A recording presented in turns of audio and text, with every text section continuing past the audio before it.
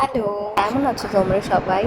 আজকে ছিল লোকনাথ বাবার পুজো। লোকনাথ বাবাকে আমি সাজিয়েছি। তোমরা একটু জানাবে কমেন্ট করে কেমন লাগছে। আর লোকনাথ বাবার জন্য আমি মা মিলে সমস্ত ভোগের আয়োজন করেছি। ভোগের ছিল আলুর দম, তোমরা দেখতেই পাচ্ছ আলু ভাজছি। আলুর দমটা আমি করেছিলাম, আর পোলাও আর পায়েস যেটা মা করেছিল। এছাড়া তো ফল মিষ্টি ছিলই।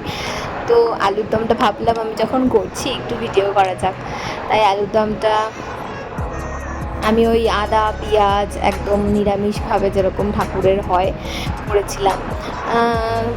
মানে আমি জানি না কেন আমরা এমনি যতই রান্না করি ভোগের রান্নার কিন্তু আলাদাই টেস্ট হয়।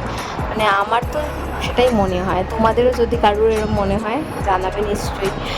আর তারপর মা আমাকে একটু কাছ থেকে হেল্প করছিল। দেন এটা কষাচ্ছিলাম, কষিয়ে আলুগুলো দিয়ে দিয়েছি। একদম সুন্দর ভোগ তৈরি হয়ে গেছে আমাদের।